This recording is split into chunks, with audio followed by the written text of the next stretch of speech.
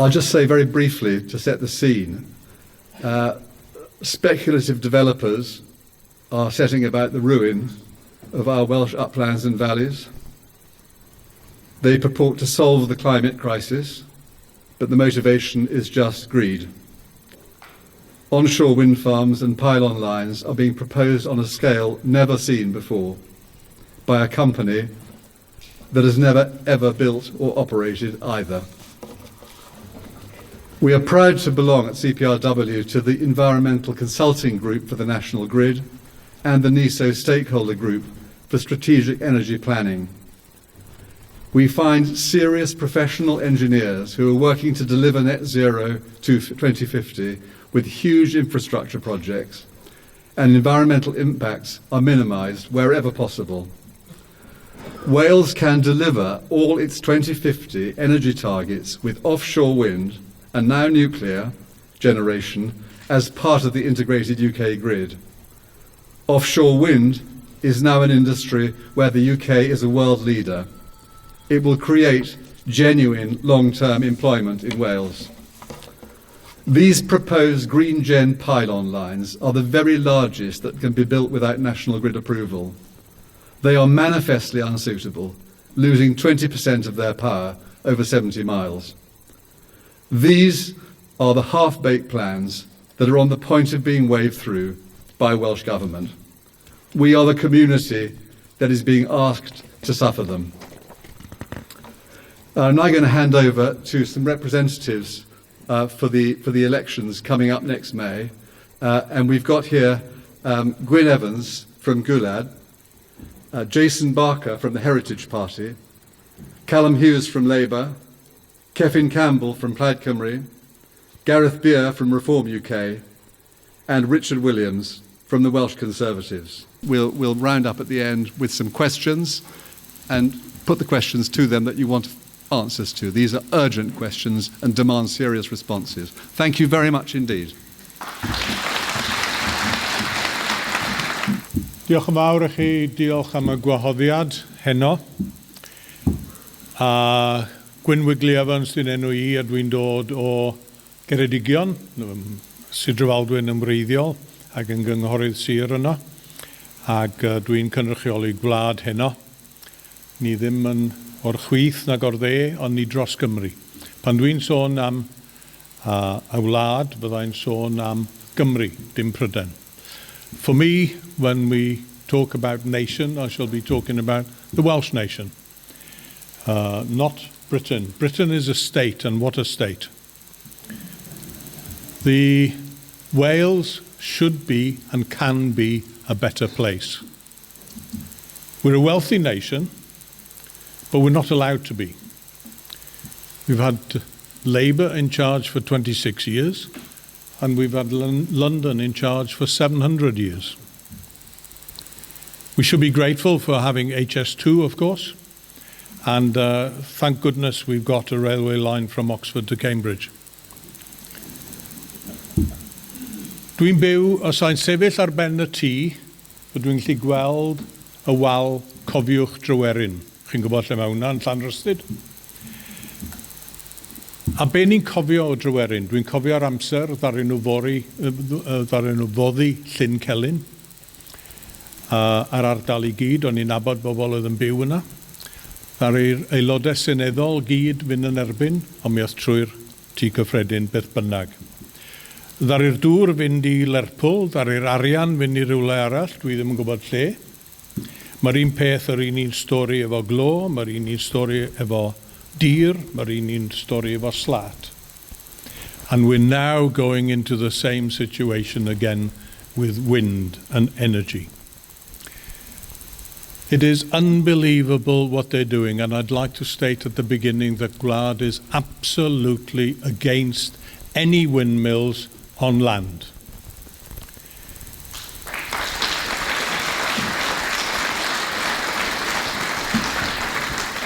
We haven't got a problem if there's a dairy farm like next door to me, has a small windmill, needs it, and has got some solar panels on the buildings. That is not what we're talking about. There was no opposition to it, and then somebody came along and put a big one, and we all went against it. It went through anyway, because the county council decided to go for it. They had the net zero in mind, they have a policy, and we were totally ignored. What is interesting is, and you'll know the area up towards Borth and Islas, the north of Ceredigion, or the old Dyfed, if you like, is it relies on tourism. They want to put windmills there. So how does that work? It's not joined up thinking. And unfortunately, we have to deal with it. Land, as far as we're concerned, is for growing food. It's not to put massive solar panel farms on it. It's not to put, I was in London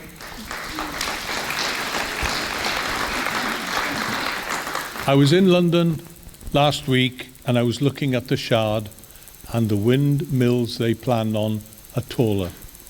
There's 1,000 in the production line, and here's the bribe. Ceredigion has been offered, over 40 years, £142 million.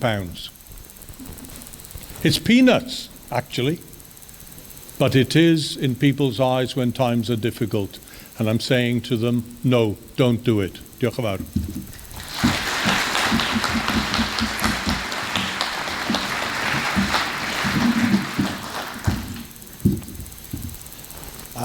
Thank you, everyone, the organisers, for the invite tonight, and thank you, everyone, for braving this great warm weather we've got here tonight in Llandovery. I'm Gareth Beer, the branch chair of Reform Carmarthenshire. Like everyone here, we're all for a cleaner and greener environment, whereas humans are temporary custodians of the green and pleasant land to hand to the next generation. Many of the politicians here will feign concern for the consequences of net zero, the symptoms, if you like. Reform Wales and everyone here have clearly identified the symptoms. Reform want to deal with the cause. Let's have some facts. The UK has the most expensive energy prices in the world, hurting the poorest the hardest. Our industries are dying. Well-paying jobs are going abroad. We are getting poorer as we deindustrialise at pace. Instead, the idea is to industrialise our vistas, our beautiful green countryside. And speaking of jobs, the myth of green jobs, the pot of gold at the end of the rainbow that never ever materialises. For every subsidised green job, 2 are lost in the real economy. We are still awaiting the green jobs boom. It will never come.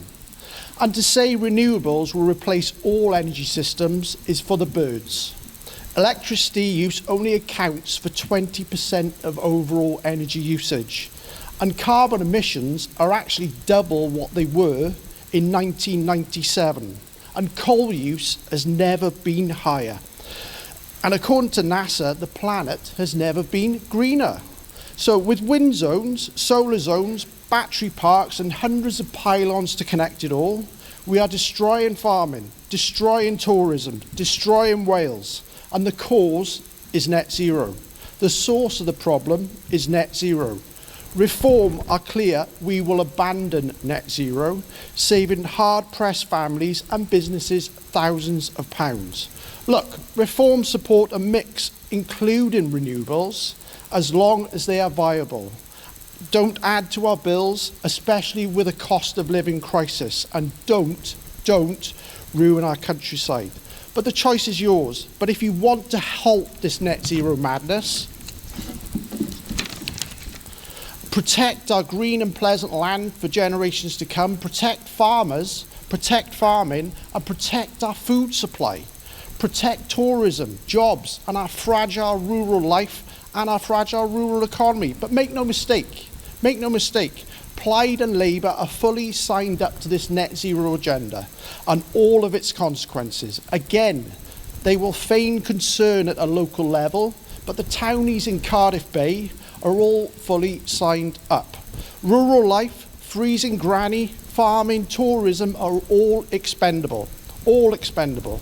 This May, you know what to do. Carmarthenshire needs reform. Cigar needs reform. Thank you.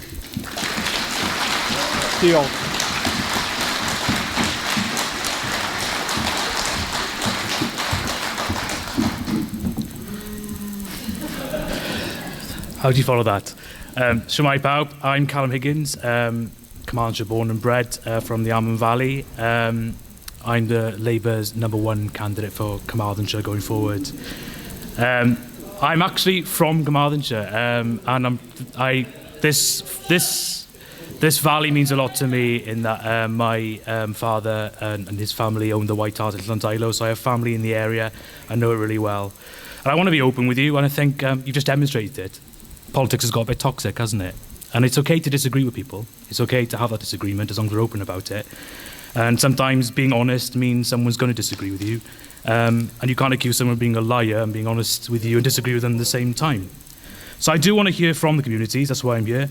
I want to hear the community I want to represent, but I also have thoughts of my own.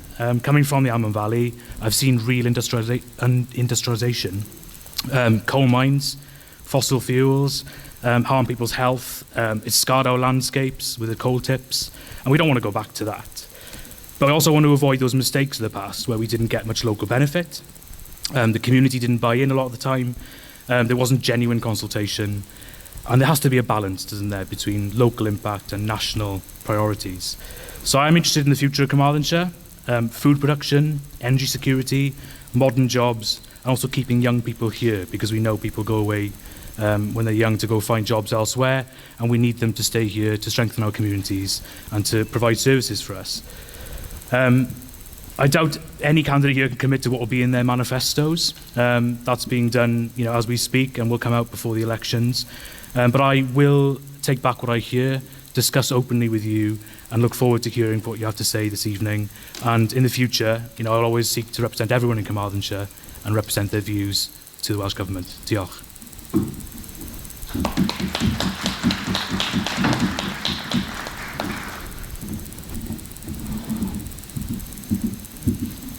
Wel, noswaith da I chi gyd, yn enw yw Kevin Campbell, a fi yw prif ymgeisydd Plaid Cymru yn yr etholiad ar gyfer y Senedd y flwyddyn nesaf. I'm Kevin Campbell. I'm here representing Plaid Cymru. I'm Plaid's lead candidate in the Senedd election for next May. And I'm delighted to be here this evening to explain Plaid Cymru's intended policy on renewable energy, onshore wind farms and pylons, which is, I guess, why most of you are here this evening. We've had intense discussions over the last couple of months as a party. And I'm glad to say that we have now agreed a policy paper which is going to be presented by me to our National Council next Saturday.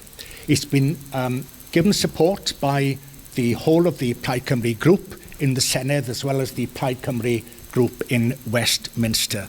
Now, for obvious reasons, I can't give you the details of that policy statement this evening because the National Council hasn't approved it yet. But given that I and Anne Davis and Adam Price have been heavily involved in these discussions, I can share with you some of the proposals, and you can read between the lines what the intention of this policy paper is. Let's look at the challenges, and in any government there are difficult choices to be made, and there have to be trade-offs. Let's start with why I believe, and Plaid Cymru believes, that we need more renewable energy. Climate change is no longer a distant possibility.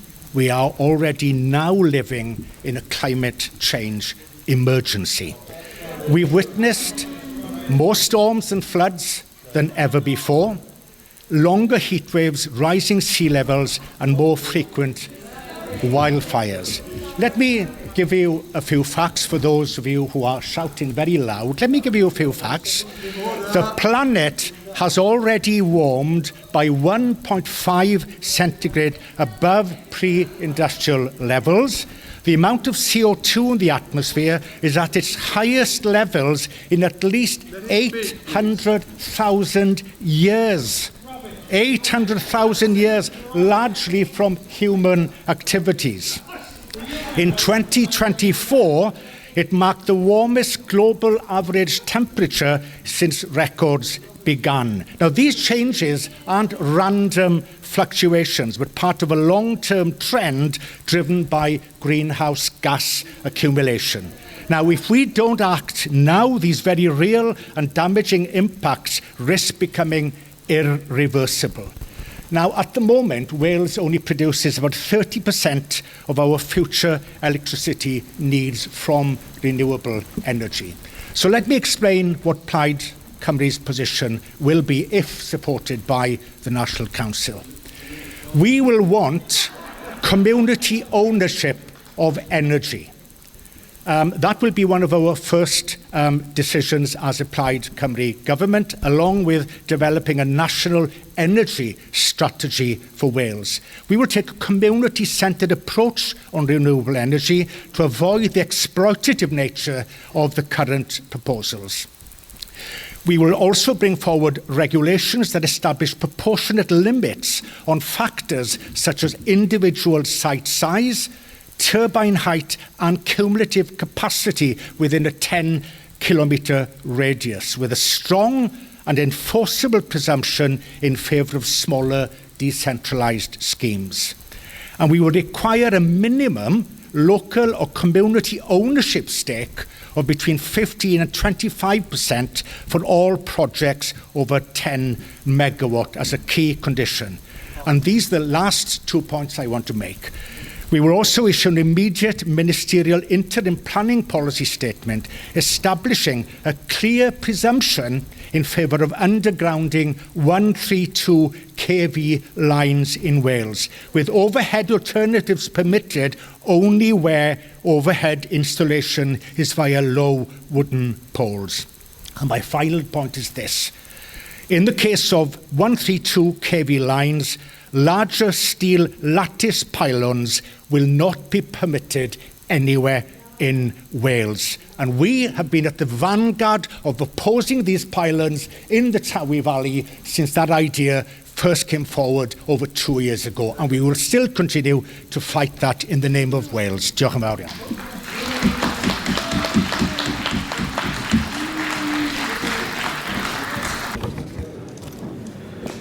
Good evening, Chair. Good evening, ladies and gentlemen. Thank you for inviting me here this evening. Well, I'd just like to say I'm glad I've gone after Kevin and Callum. Surely it can't get any worse. I'm Richard Williams, a father, a lecturer, a rugby coach, and a proud Carmarthenshire lad. I served 11 years in the British Army, and that time taught me something I'll never forget. You don't turn your back. Cheers. You don't turn your back on the people and the places that make you who you are today. That's why I'm standing up for our communities, because this countryside isn't just where we live, it's who we are. Now, I'm not against progress. I want Wales to be at the forefront of clean energy and innovation. But I'll tell you what I am against. Big companies and distant politicians dropping industrial projects here on our doorstep without listening to the very people who live beside them. Wind farms, pylons, solar fields, battery plants, all planned for the green lungs of Carmarthenshire. Our land, our views, our heritage, treated like a blank canvas for someone else's game.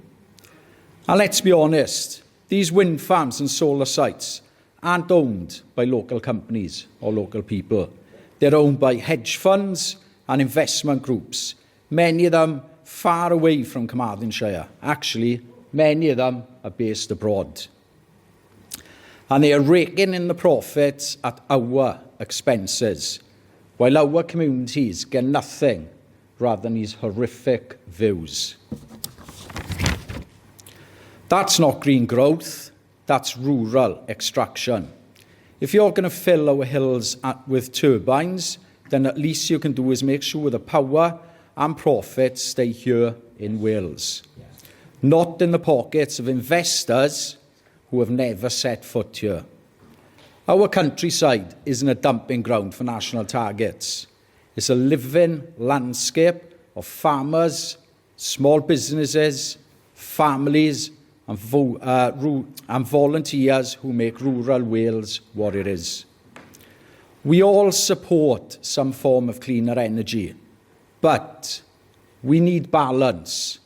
Balance between power generation and protecting the natural beauty that defies us. Balance between energy security and local democracy. Let's back community-owned renewables, not corporate land grabs. Let's have small-scale, sensible projects that keep profits here in Wales, lowering our energy bills, improving our schools, reopening our youth clubs so the next generation has the opportunity and pride in their home patch. Because if Carmarthenshire is going to power the nation, then Carmarthenshire deserves a huge share in the rewards. So I say this: we can build a greener future without tearing out our roots. Let's fix what's broken, protect what's precious, and make sure progress works for our people and not against them. This isn't about the left, this isn't about the right. This is about right and wrong. Carmarthenshire's voice matters, and I make damn sure it's heard in Cardiff. Thank you, ladies and gentlemen.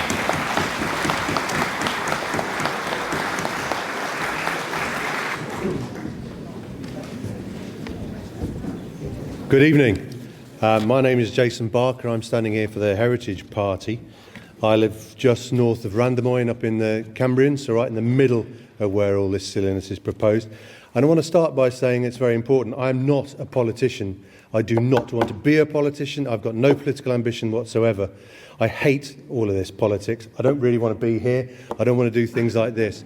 But I am a consultant engineer. I understand the technicalities of what is being proposed. I understand the scale of what is being proposed. And the further I look into it, the more smelly it gets. None of the maths adds up. None of it. I've been trying for 2 years to get our local council, PEDU, Senedd, to listen to the technicalities of what's involved here. To get the kind of turbines in above Llandovery that are proposed, we're talking 8,000 tonnes of turbines, 240,000 tonnes of concrete. In order to get that concrete in, that's 13,000 cement trucks or more going through Pimsant and Llandovery. And what's happening to the peat? Where are you going to put the concrete? You've got to dig a hole in the peat first. Trees are coming down, hedges are coming down, roads are being straightened. That is forever, by the way, because they'll need maintenance access forever. This is total and utter destruction in the name of the environment. Doesn't make any sense.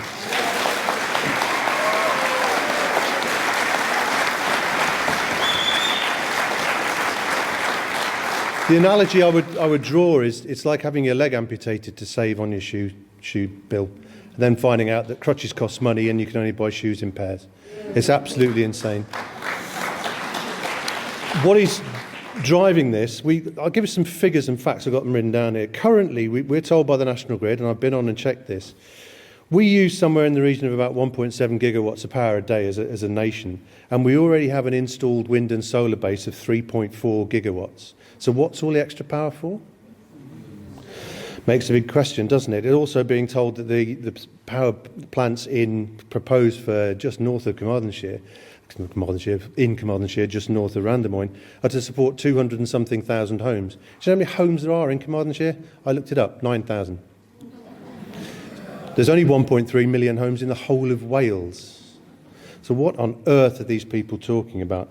What is driving this is net zero, of course. It's a framework that they can use to have an excuse and then say they've got to go somewhere. But all we're doing with net zero is exporting our filth east. And in the east, they don't give a monkeys about the environment. It's going to make it even dirtier. So whatever we're sending here that's in theory dirty, to there is going to be dirtier. And then we're going to have to ship all the products back on diesel ships. Well done, that's excellent, isn't it? That's very clever. And since 2000, it's cost us £300 billion. That's 300,000 million pounds. For nothing. Absolutely obscene. But Granny can't have a little 200 quids towards her heating, and there's a massive fiscal black hole that Rachel Reeves has got to fill. Bollocks. Half a minute. Okay, thank you. I'll get a couple more then. So far this year, constraint payments to wind farms, which are the payments they give them to turn them off when we've got enough power, have come up to just over 1.3 billion. £320,000 as of 2 o'clock this afternoon when I looked at it. Today. There's £68 million being invested in Butte Energy pensions by our council and our Senate. But they're going to make an impartial decision, of course. Yeah, right. So I'll end. You can't fool me with the science. You can't fool me with the numbers. It's what I do for a living. That's how I earn my corn.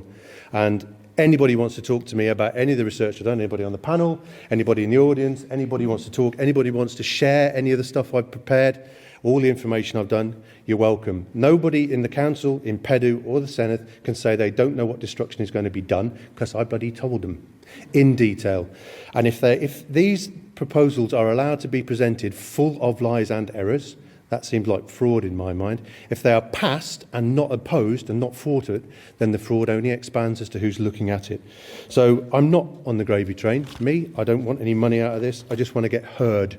So I say, vote for me, vote Heritage. Thank you. Thank you very much to all of our speakers. Some very, very stirring stuff there. And if anybody would like to ask any questions of this illustrious panel, please hold up your hand, and Caris will bring you a microphone. You're talking about continuing on with the large wind farm developments, but keeping the profits and having 25% small-scale community benefit.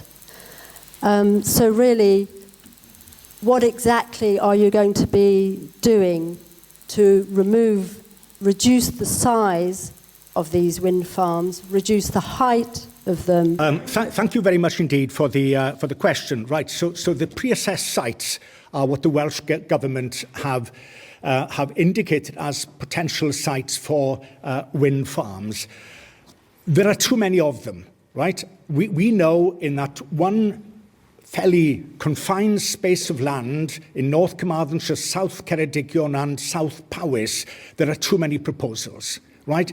They are cutting across each other in a haphazard way in terms of the transmission lines, and there are too many proposed wind farms on top of each other. So what I explained earlier on is that Plaid Cymru would bring forward regulations on day one of a Welsh Government that establish proportionate limits on factors such as individual site size, that is the number of turbines, turbine heights as well, and the cumulative capacity within a 10-kilometre radius. So it means there would be a buffer of 10 kilometres between any possible wind farm. I'm not saying there will be, but any possible wind farm to avoid that cumulative effect that every one of us is worried about. Now, what we need is a mix, right, of offshore, onshore. We've also got nuclear recently up in Wylfa, in Ynysmon, and solar panels as well. But we must protect the Welsh countryside. But there is a trade-off as well. We have wind farms across Wales, and people have different views across that. But the fact that there are predisposed sites outlined by Welsh Government doesn't mean, under the Plaid Cymru Government, that they will go forward as wind farms. No, that's enough. Does anybody else want to speak to that?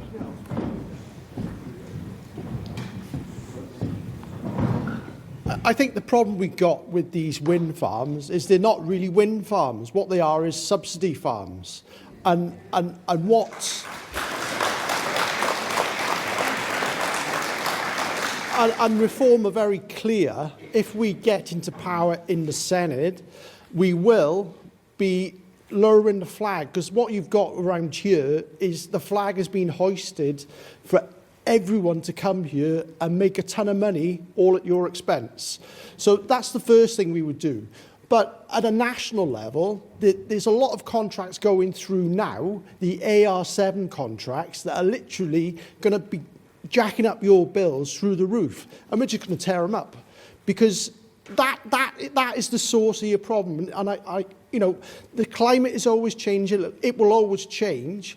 But we need to deal with the cause. The source of this problem is we are trying to have our cake and eat it, which is Plaid's issue. They want to go for the climate change, they want all that, and they want the so-called business, but there won't be any business. The businesses will be disappearing because it costs too much money. Thank you. Thank you very much.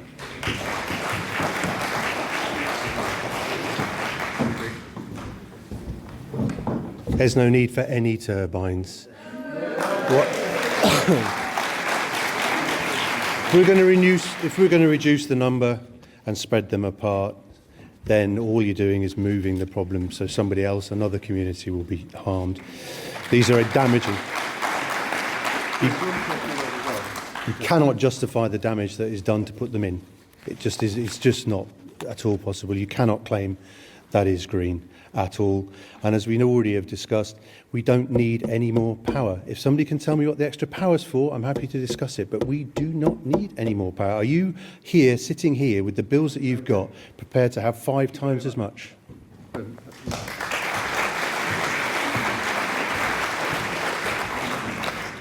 I'd like to echo quite a lot of that, and some examples I might like to give you, which is if we look at the coal mines and all the coal tips that they were going to clean them up, and now they sent us 200 million or something out of 2 billion that's needed, and we're having to clear it up. The money's gone somewhere else. It was, if you remember, the money that came to Aberfan. They wanted to use that, and they did use it to clear up. It was meant for the families. You know, you can't trust a lot of people in power. They can say one thing now and they do something else later on. What I would suggest to you is be careful and watch out for 2 things. The first one is planning permission is needed for wind farms. I don't want any wind farms. We don't need any more. But planning permission is needed, but the pylons are not put in with that planning permission. They keep it as a separate issue. So once you've got the planning for the wind farm, you then have to have the planning for the pylons. Even if you did it the other way around, the planning is approved for the pylons, you have to connect wind farms to it. They will not put them together. They are treating us like idiots.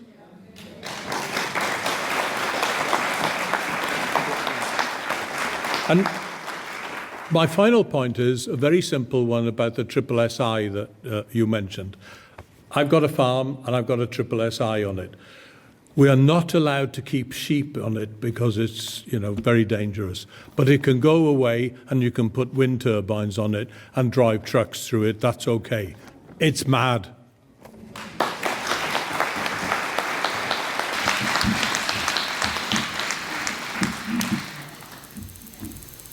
Jenny. Right, can you hear me all right? Yeah. This is a question for all of you. On the 15th of December, the DNS system becomes the SIP system, the Significant Infrastructure Project system. This is aimed at speeding up the process, which doesn't bode very well for people who might not like the process. Will you keep the SIP system, or will you revert to a DNS system? Lynette Morgan said she wants Wales to be the fastest decision makers in the country. For us, faster means less scrutiny. What are you going to do with the SIP?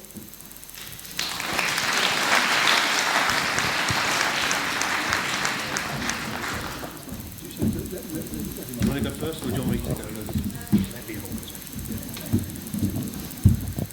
No, thank you. And I think Lynette Morgan's been very clear. She doesn't want decisions hanging there over communities, as well as businesses, and as well as the country. And that's businesses, as CBI, people like that have said, that uncertainty is what's stopping growth in the economy. And it's one of those things that communities don't want to see years and years worth of battling. And so this week, a planning application, a Bryn, for a wind farm was turned down by Welsh Government because of its cumulative impact, size of the turbines, and effect on the rural landscape. So consultations do work if they're done properly and the community voice is heard. And so I think there's something in getting quicker decisions where the community voice is heard genuinely. Diolch.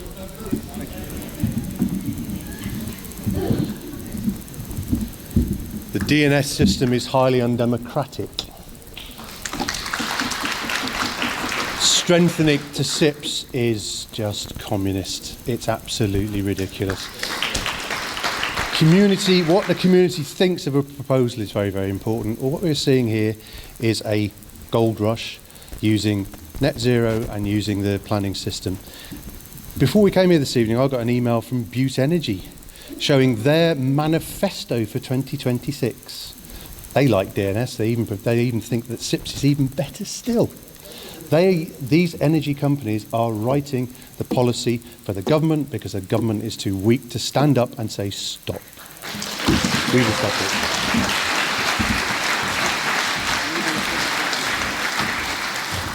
I cannot understand, and you look at that map up there, the amount of water we have around us and also what's dropping on us. And I cannot ever understand why we are not harnessing hydro or wave power. Why have you got covering us with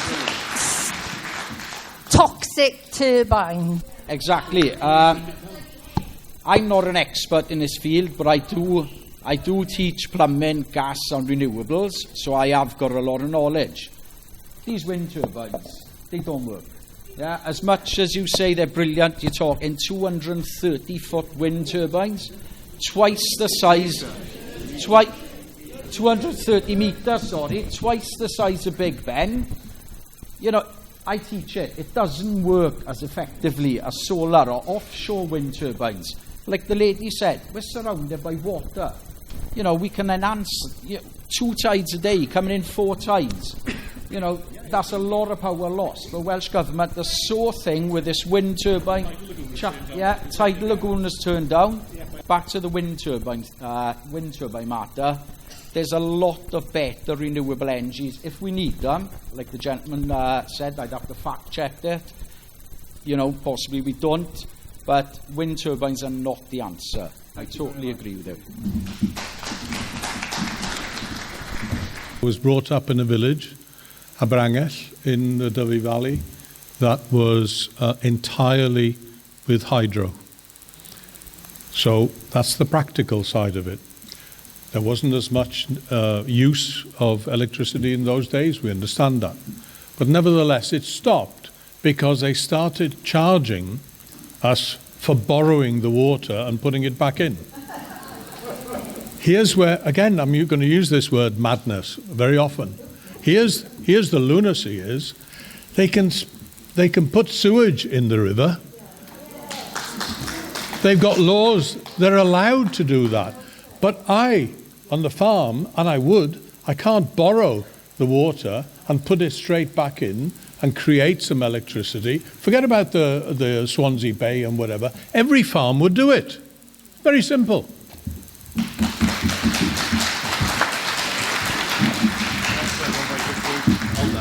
Very quickly. I am a consultant engineer. I'd be interested wherever you've gone to have a look at the work you've done. There are alternatives. And they've been suggested to the Senate, they've been suggested to the Council. If we put solar panels on the roof of every single factory in Wales, we'd have 5 times as much power as we need. We could cover car parks, we can cover roads. They're doing it in Europe, they're already doing it.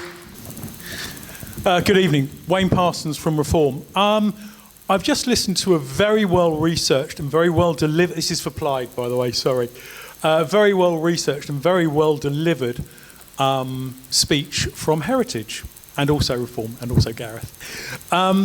Could you respond to that please? Yeah, of course. Let me just say this, you stood up as a member of Reform, yeah? Absolutely.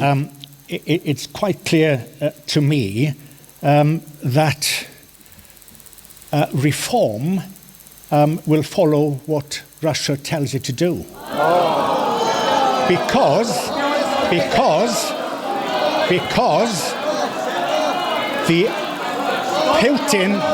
Putin wants us to rely on the oil and gas that he No one's listening to you now. No one is listening to you. And Guys, please. I would like you to respond to the well-researched information delivered by Heritage. Not a political statement about Reform's heritage or provenance. I'd simply like you to respond to that. I'm sorry, Jason. You I asked would me really to like to hear a respond response. to both. So No, I want you to respond. No, I've only asked you to respond to Jason. I was coming to that. I just finished No. with Reform first, okay? Please do not affiliate me with Russia. No. End of. I was talking about why Russia's influence is so important No, here. we're not interested. Because they want us to rely on their oil and gas. We need energy security. Guys, we need give me to a be second. Give me a second, independent please. Of the Give me a second. dependence on Russia for oil and gas, yeah. I'm asking you to respond to Jason. Right, so Jason gave a very detailed analysis of the engineering aspects and the technical aspects of wind farms. I'm not an engineer, but what I will say is this, in response to the lady there and other comments as well, we need a mix of energy supplies, which takes us away from oil and coal and gas. So we need offshore, and we need to develop more of offshore wind supplies. We need more energy produced from tidal lagoons, absolutely, and also from solar and water and aqua turbines as well, okay? So I'm not an engineer, and I cannot dispute whatever the gentleman did say, but what I can say is there is no black and white here, and there have to be trade-offs. But you were giving us technical information, or attempting to. Thank you very much. Gabriel.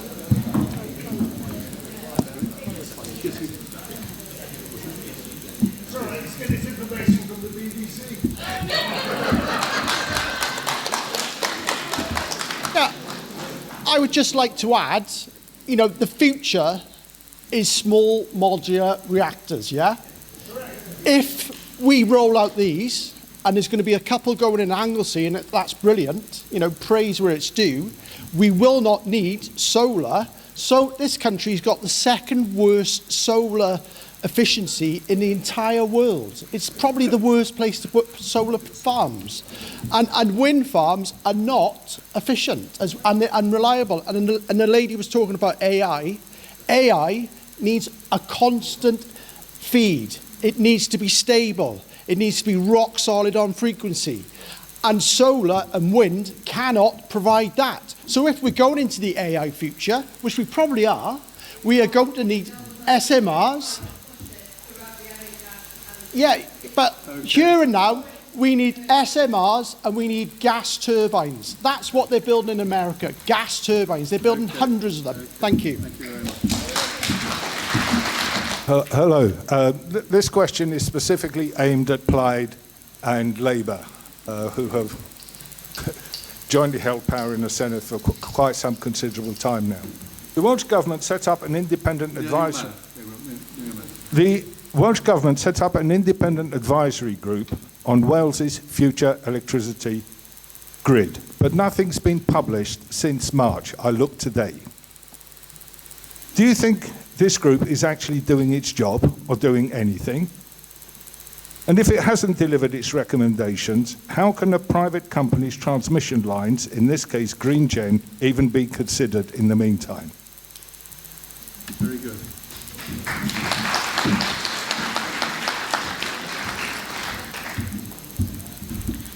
So obviously I'm not aware of the group you're talking about, What? but What? as I said, I'm obviously quite happy to read up on any report that's issued by experts and independent people that want to provide evidence to the government. I've picked up on some of the points and listening to the people that have contributed today. I think we are looking at a huge increase in electricity usage over the next few years across the world, not just us in Wales. That point about AI, servers use quite a lot of energy. Everything's on the cloud these days. It does consume a lot of electricity. And so those are relevant points that we need to address as a nation. And so I came here today to talk about what we were invited to talk about, which was infrastructure and the impact on the community. And I will make sure, as I said, my commitment to you is I will take people's local views to the government. And I don't want to see impact on our rural landscape, our beautiful landscape, historical... Yeah, I did. Right at the beginning, I did, and he heckled me back. And I'm sure Kevin will point out that we've not been in power together the entire of the 14 years, Plaid and Labour. We've had disagreements around local issues, and I'm just being very upfront with you. I think we need a mix of energy usage in this country. Nuclear investment was announced this last week. The modular reactors that Gareth just referred to is something Labour are committed to investing in. So I don't think there's one single answer to the energy needs we have in the future, but I think a mix and making sure we get a good deal for Carmarthenshire and not just have a blighted landscape. We do need to contribute, but we need to make sure our voice is heard and we aren't the only ones doing the heavy lifting. Diolch. Could I ask if Plaid are aware of this independent advisory group?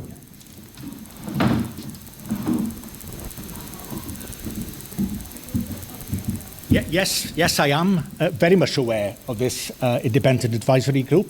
They promised to report back in March of this year, and I've asked 2 questions to the Minister in the Chamber, asking where this report is, and she promised it would be imminent, and we are now in November, and we are still waiting for that report.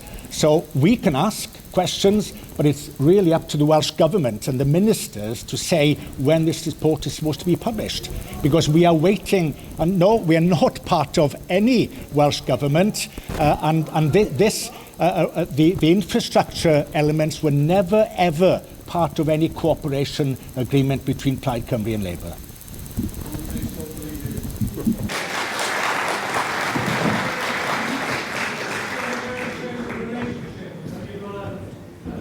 Absolutely not is the simple answer to that. We don't take orders from any company from outside of Wales like Built.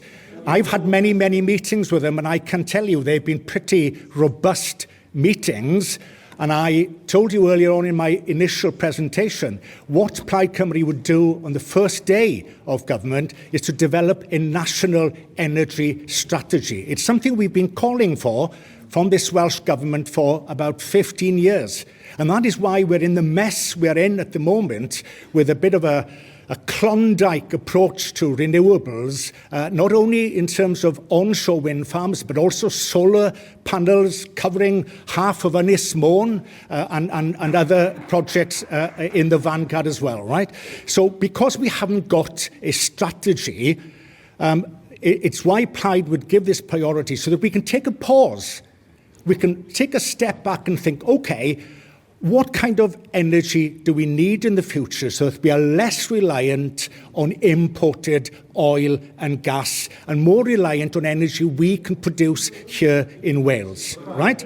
Now that would, and I'm repeating myself, would include a mix of renewable sourced energy. It would include onshore, but it needn't have to be as many as the proposals facing us in Mid Wales at the moment, because I would like to see more offshore wind developed and more tidal lagoons developed, so that we don't have to have as many onshore developments as we have proposed now. I'd just like to add, what's happening with these pylons, the reason why they're going everywhere is because we've got now a very disparate energy grid that they're building. In Pembroke Dock, there's a huge power station, gas-fired, 2.1 gigawatts, that could literally power the whole of Wales. So my point is, we are spending an absolute fortune building a big, vast network when we don't need to. We've got the network here already.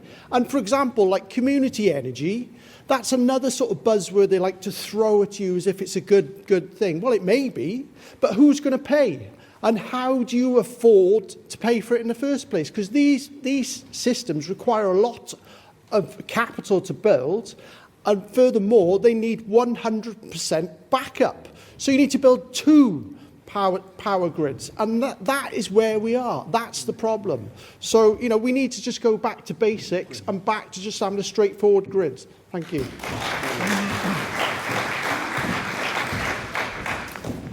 If I can go back to the question, and you mentioned Butte Energy, which is a very interesting one, obviously, because it's massive. and it's got a lot of power, and maybe nobody's taking orders from Butte Energy, but they are taking orders from the lobbying groups on behalf of Butte Energy. They're taking money from the lobbying groups. They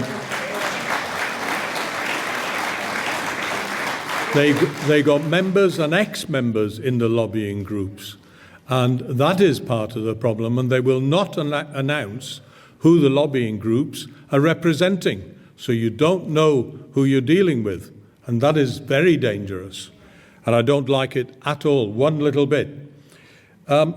There are lots of facts and figures here, and I'm sure they're very important, and I don't understand many of them, and I can't change, but it's the general direction which we can all understand, and the general direction is the wrong direction. Common sense is not very common, and it's not very common in the House of Commons, and it's clearly come down the M4.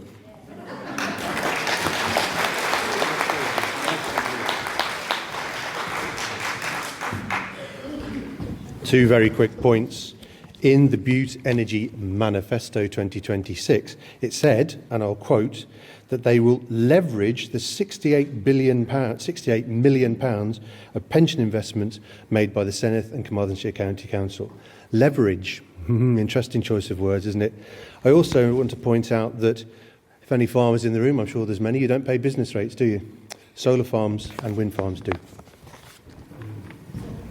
Will we get a solid manifesto commitment of the parties for undergrounding? Because it's not just the wind farms. We'll have power linked from north to south, as we already know, from the nuclear sites, probably. Will we get a commitment for solid undergrounding, which is a 9.5 metre easement by cable plough, which is easily done?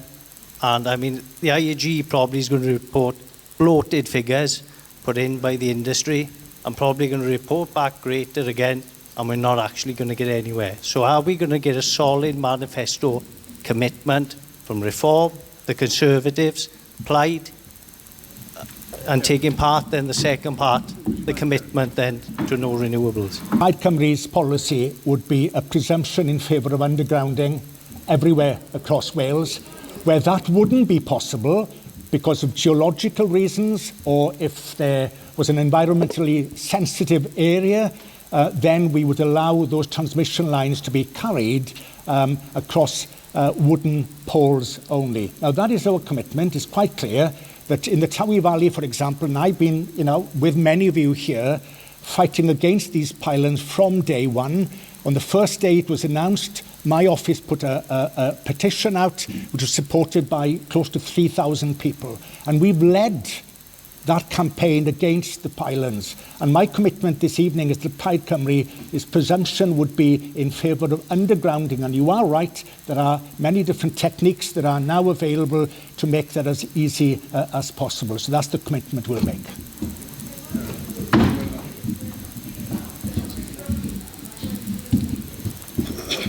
With regards to undergrounding, obviously Conservative Party are all for it. That's where it should be. We are all for undergrounding cables rather than erecting pylons left, right and centre. Thank you. In answer to your question, sir, we haven't got a manifesto yet. So, any policies? Well, we've got policies in the making. But in answer to your question, I'm not going to make promises we can't leave. But I'll go back to what I said at the beginning. The source of these pylons, and it's not just pylons, it's substations as well, taking acres and acres and acres of land to transform all this power from one to another. So, net zero is the source of this. Thank you. Okay, right. Thank you. Thank you. Putting the lines underground is not part of Gwlad's policy, and it won't be, because we don't need them. Because if you haven't got a farm to connect to, you don't need anything underground. But what we have committed to is that the existing pylons, and you have them from Wilva all the way down to Liverpool, is we can put those underground to get rid of them. but we don't need new ones. Secondly, what is wonderful about the system, the small reactor, is if Birmingham needs it, put it in Birmingham. What's the problem? It's very simple. We've just got to get away from the thinking and the way that they want us to think.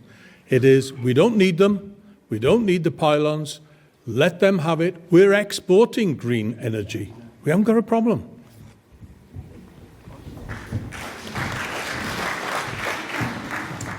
We do have a manifesto. We do have a manifesto. If you don't have the turbines, you don't need the cables, mate. Simple as that.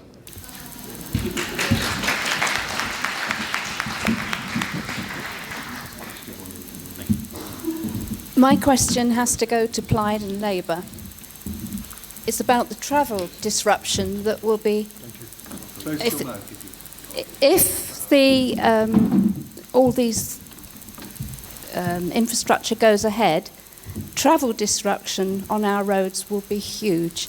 Developers say their abnormal loads and HGV traffic are manageable, yet none assess the combined impact of multiple schemes using the same fragile rural roads. And no one takes responsibility for that disruption, which would last for years. Will you commit to requiring mandatory cumulative transport assessments before any scheme progresses?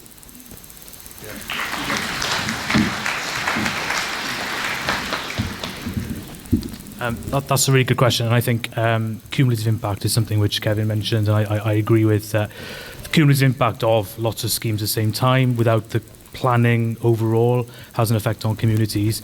I remember when I was a kid, the oil pipeline being built through Carmarthenshire and the lorries and the disruption to local communities. So big infrastructure projects can have that impact, and that's something that planning should address and your local members should raise if they're elected. Diolch.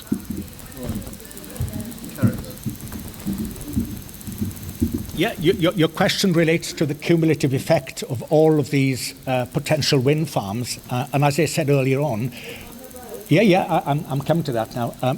So if we remove the cumulative effect of all of the wind farms that are currently proposed, and there are too many, we know that, and we are proposing a buffer zone between them in order to avoid the cumulative effect, then the cumulative effect of the land use of roads and infrastructure will also be diminished. But that will definitely be a factor in that energy strategy we will be developing, and it will have to be considered, because this will have an impact on the people who live in the villages that will be greatly affected by the wind farm developments. And I absolutely agree with you. All of that will be in the mix in a national energy strategy for Wales, which is what we badly need. And if I just maybe answer one question in the back there, it's about the 400 kV lines potentially from North Wales to South Wales. That will be a Westminster decision. That wouldn't be a Senedd decision. That's only been devolved to the 132 kV lines. So just to let people know, that would be outside the jurisdiction of the Senedd to decide. That would be a Westminster issue.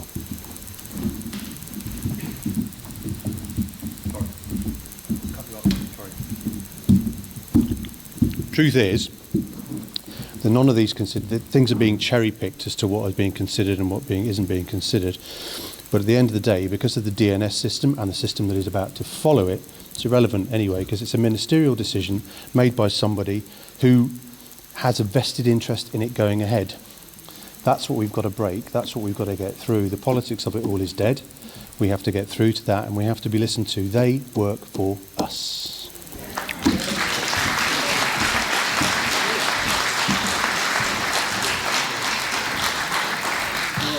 Hi. My question's for Mr. Campbell. You all know that a coalition of over 400 farming families within Justice for Wales is currently taking Green Gen to judicial review due to the appalling way that Green Gen have been treating our communities. Many of our members are here tonight, and they were asked to put forward questions that they most wanted to ask you, or anyone else on that stage, but you were a popular choice. First, I would like to know whether your recent meeting at the Falcondale in Lampeter was Bute Energy alone, or was it Bute Energy and Green Gen? The next question that was popular. Isn't there a deep hypocrisy within Plaid railing against corporations that disregard Welsh voices, whilst nominating Carmen Smith to the unelected House of Lords, given that she later took a senior role within Bute Energy, a company widely accused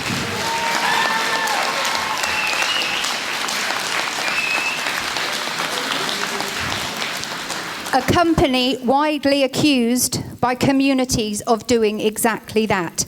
And can Plaid explain how rural communities are meant to trust its stance on these developments when its own nominees move so seamlessly between party positions, appointments and major corporate developers? Thank you.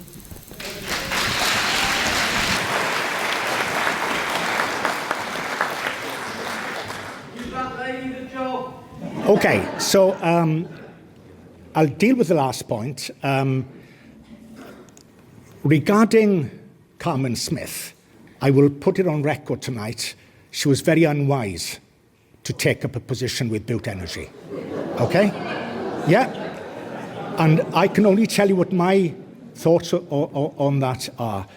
And I can tell you as well that I've never, ever had a discussion with her about energy projects in Wales or on pylons or anything else, okay? Hand on heart, I've never had that conversation with her. So she's never tried to influence me as an elected member of the Senedd. Now, you refer to a meeting we had with Green Gen in Lampeter a couple of months ago. Yeah, that's right, and I can tell you the room number as well if you want. But it was one of the most robust meetings that I've ever been involved with, right? We made it absolutely, it was just a Green Gen, right? Sorry, it was, which one is the, I'm mixing them up now, it was built, right? It was built, okay? And we made it absolutely clear to them, right, that we would not allow pylons in Carmarthenshire or the Nant Mythyl route from Radnor Forest down to Llandovery. And we made it absolutely clear that was our position. And we left the meeting not able to agree, but we made it absolutely clear where we stood. Now,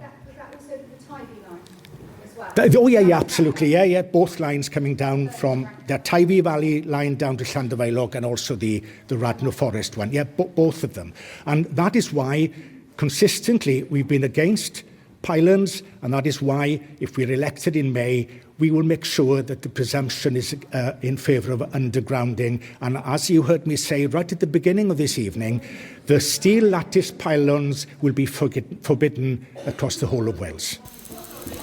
Sorry, Mr. Campbell, one more question, just quickly following on from what you just said. Can we also agree that Green Gen are not the company to be doing anything in Wales? The behaviour that we have seen across our counties has been absolute, and I'd really welcome you to come and visit with us because it's been horrific. I can,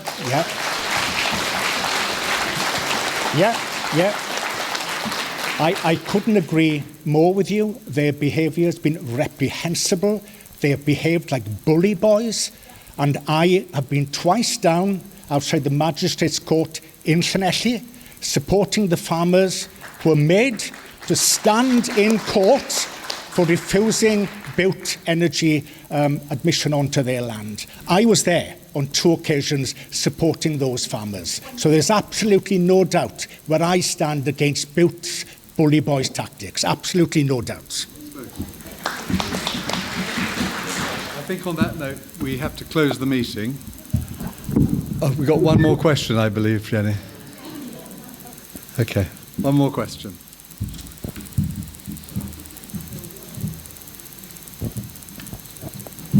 Thank you. I just really want to know what the panel, how the panel responds to the fact that this Bute Energy and Green Gen as well, because Stuart George has now moved from Bute Energy to Green Gen, the 4 main directors, including Stuart George, have between them taken £58 million out of the company, while they're saying they can't afford to underground They can't afford to do all sorts of things, and they're supposed to be representing the company and looking after WPP's money.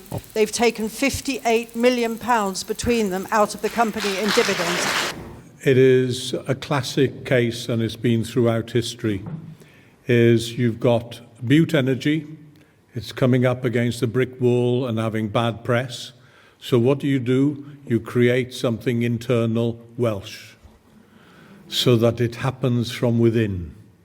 It's been a classic thing over the years. I came past Kilmerry just now from Bilth, and it goes back to that.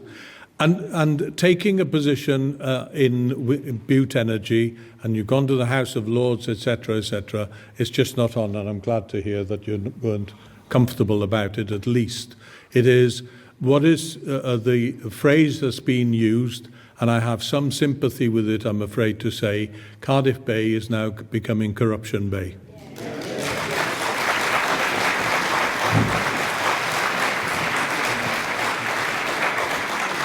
Well, on that rather sombre note, we have to close the evening. Thank you all very, very much for coming. I think there's no doubt at all what we see in this room is the anger and the frustration that we all feel about the developments to which we're being subjective. Thank you very much for coming.